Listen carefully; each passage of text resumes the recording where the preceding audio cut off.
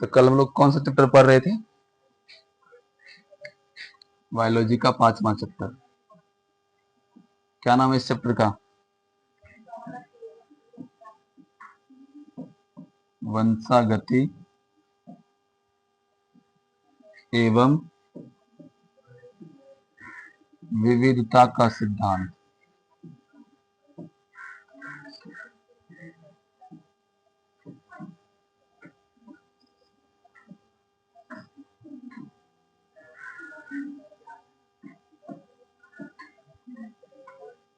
वंशागति एवं विविधता का सिद्धांत। सुशांत तुम यहाँ, इसको हम लोग क्या बोलते हैं इंग्लिश में? बोलो। Principle of inheritance.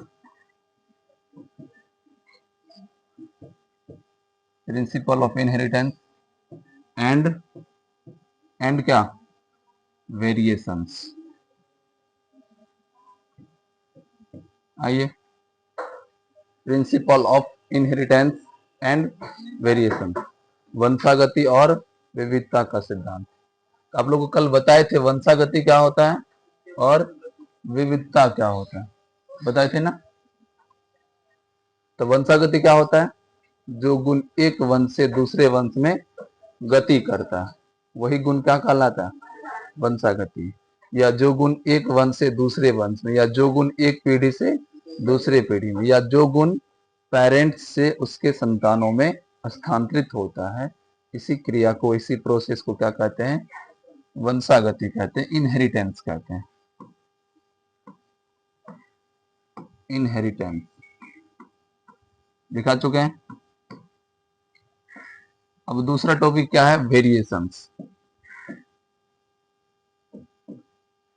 वेरिएशंस, विभिन्नता, या इसको हम लोग कहते हैं विविधता। सुनिए, जो लोग कल नहीं आए तो उसके लिए हम रिवीजन थोड़ा सा करवा देते हैं, ध्यान से समझिए। विविधता या क्या बोलते हैं इसको? विभिन्नता।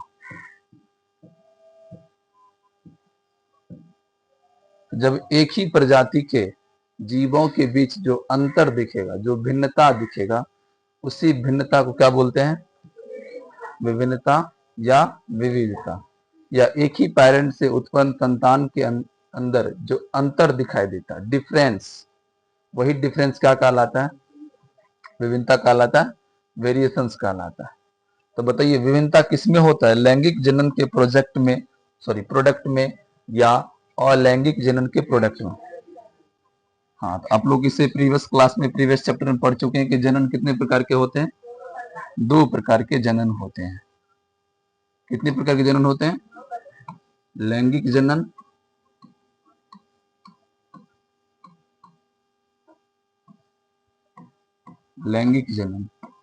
और दूसरा अलैंगिक जनन।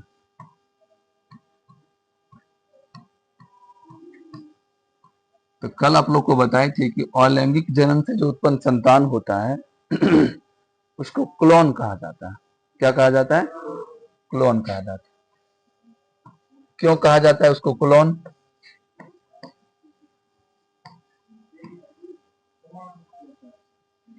क्लोन क्यों कहा जाता है? क्योंकि जो भी अलैंगिक जनन का संतान होता है उसमें विभिन्नता नहीं पाई जाती, उसमें विविधता नहीं पाई जाती है। वो कार्यकी रूप से, कार्यकी मतलब उसका काम करने का तरीका, और कार्यकी रूप से मतलब उसका आकार, और अनुवांशिक रूप मतलब उसका अनुवांशिक संरचना, जीन, डीएनए, क्रोमोसोम सारे क्या होते हैं?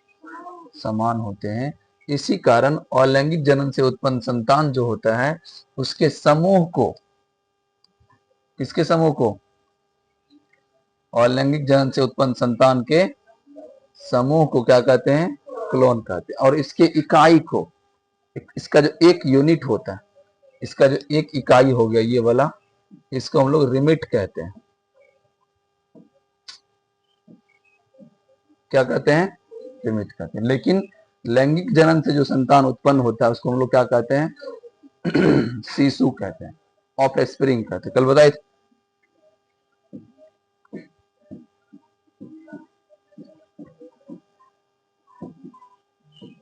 ऑफ स्प्रिंग कहते हैं। ठीक है, तो ये हो गया लैंगिक जनन का प्रोडक्ट और ये हो गया अलैंगिक जनन का प्रोडक्ट। आप लोग प्रीवियस चैप्टर में पढ़ चुके हैं लैंगिक और अलैंगिक जनन में अंतर। तो इन दोनों में लगभग वही अंतर होता है जो आप लोग इससे पहले पढ़ चुके हैं। तो कोई लोग बताइए क्लोन और ऑफ स्प्रिंग में क्या अंतर है। सबसे पहला आपको बता दें अंतर, इसको दूसरे टाइप से भी क्वेश्चन हम कल लिखाए थे, लैंगिक जनन से उत्पन्न संतान और अलैंगिक जनन से। इस प्रकार से भी एनसीईआरटी में क्वेश्चन दिया हुआ है, लैंगिक जनन से उत्पन्न संतान और अलैंगिक जनन से उत्पन्न संतान के बीच अंतर, या पूछेगा संतान यानी कि शिशु और क्लोन के बीच अंतर। तो सबसे पहले हम जानते हैं कि जो ऑफ स्प्रिंग है ये किसका प्रोडक्ट है, लैंगिक जनन का प्रोडक्ट। ठीक है, और क्लोन जो है ये किसका प्रोडक्ट है। तो सबसे पहला हम लोग डिफरेंस यही लिख लेंगे, तो यह जो होता है यह लैंगिक जनन का प्रोडक्ट है, लैंगिक जनन का उत्पाद है। ठीक है, और यह किसका है, अलैंगिक जनन का।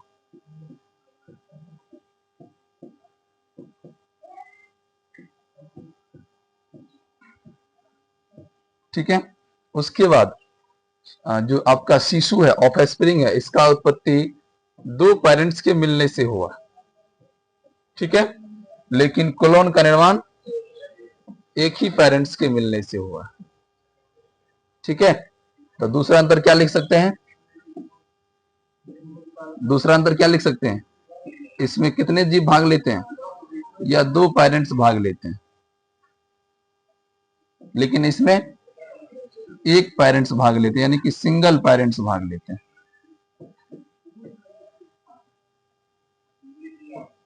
समझ में आया।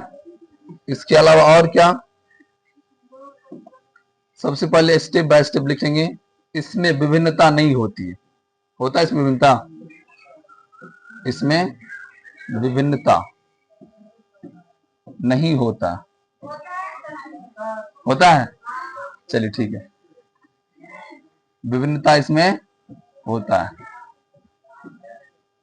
क्लोन विभिन्नता नहीं होता है। ठीक है, और अब देखिए ये लैंगिक जनन का प्रोडक्ट है, इसमें सबसे पहले युग्मक का निर्माण अवश्य ही हुआ होगा, पहले युग्मक या निषेचन, इसी कारण पहले युग्मक बोलना है, फिर क्या बोलना है, निषेचन बोलना है। तो सबसे पहले इतना हम कंफर्म है कि इसमें युग्मक का निर्माण होता है,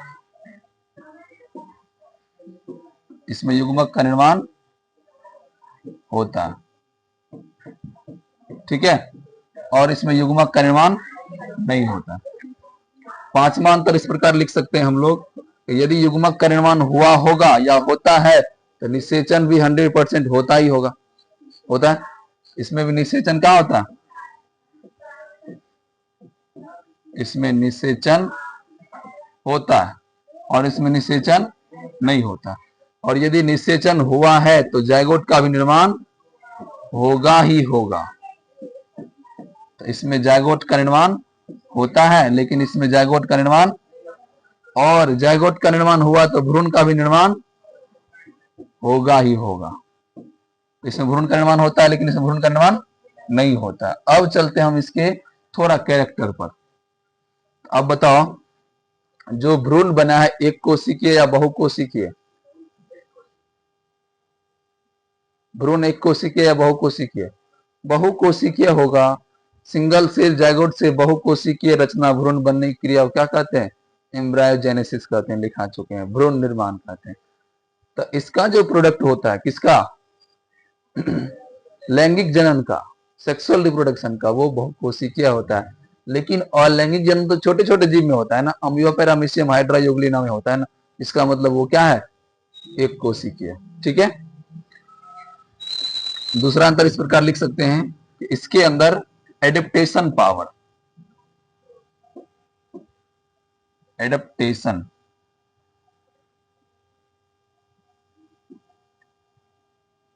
दो बार लिख दीजिए क्या,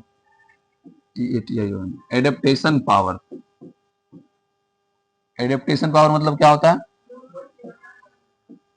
अनुकूलन क्षमता।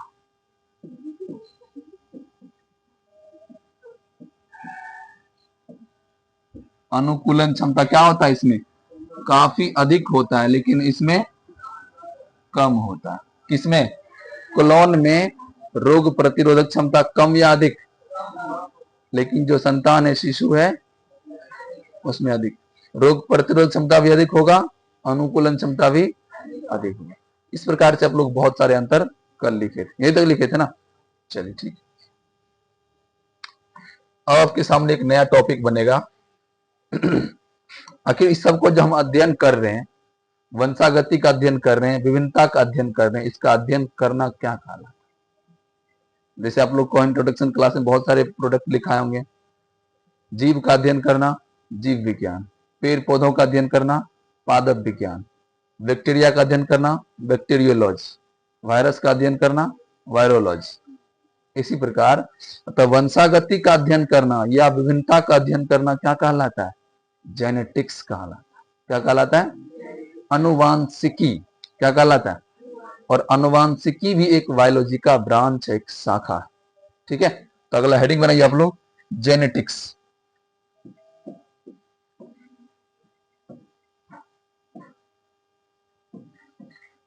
जेनेटिक्स,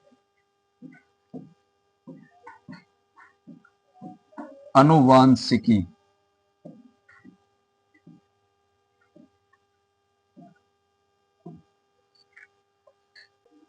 वंशागति और विविधता यानी कि इनहेरिटेंस और वेरिएशंस, और उसका ही अध्ययन करना क्या कहलाता है? जेनेटिक्स कहलाता है, अनुवांशिकी कहलाता है। क्या कहलाता है? और यह भी क्या है? एक जीव विज्ञान की शाखा है। तो लिखिए, जीव विज्ञान की वैसी शाखा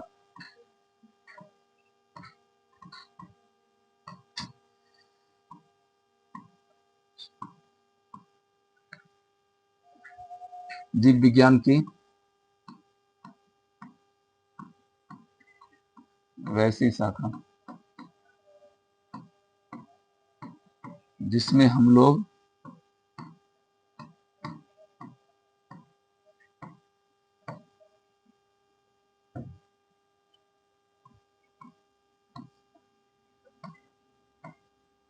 किसका अध्ययन करते हैं? वंशागति एवं किसका? विविधता का अध्ययन करते हैं।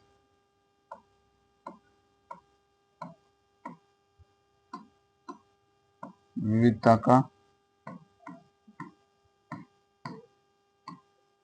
अध्ययन करते हैं।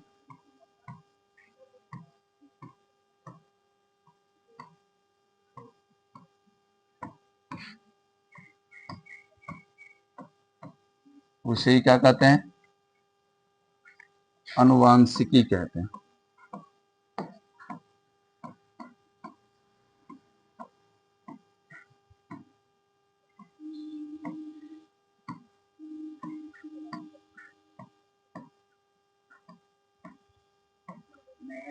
उसे ही अनुवांशिकी कहते हैं। आइए,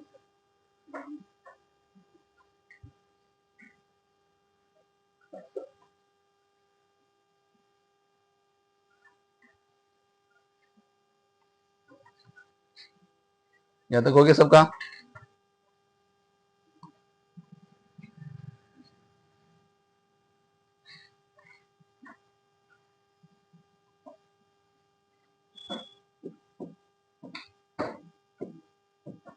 इंग्लिश डिफिनेशन लिखिए, those branch of biology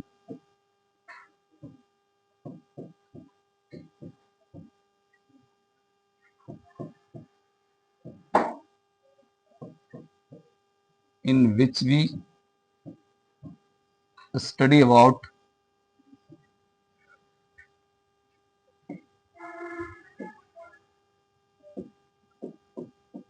inheritance and variations.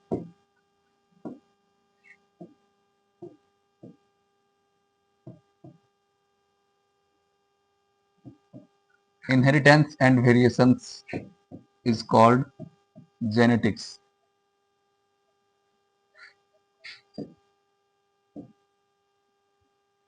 Is called genetics. अब बताइए, दुनिया को पहली बार किसने बताया कि माता पिता का गुण संतान में जाता है? और उन्होंने ही जेनेटिक्स का फादर कहलाया। जो दुनिया को पहली बार बताया कि माता पिता गुण क्या होता है, संतान में जाता है, तो सबसे पहले दुनिया को बताया Gregor John Mendel.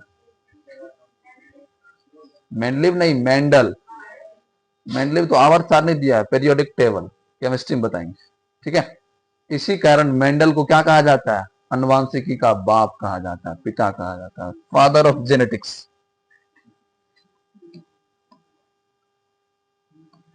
Father of genetics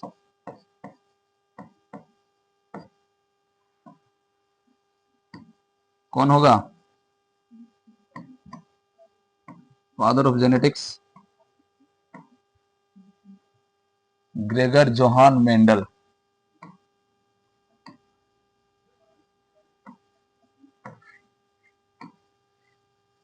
या इसको हम लोग शॉर्ट में कहते हैं जीजे Mendel.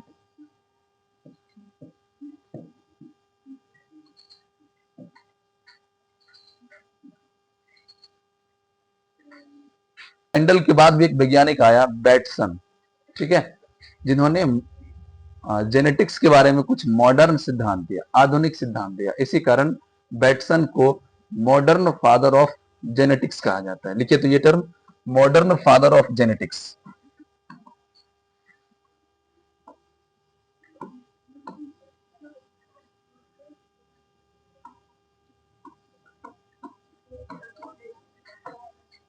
Modern father of genetics कौन है? बैटसन, ठीक है। और पहली बार जेनेटिक्स का टर्म भी यही दिया था, कौन? बैटसन ने ही दिया था 1905 ईस्वी में, ठीक है।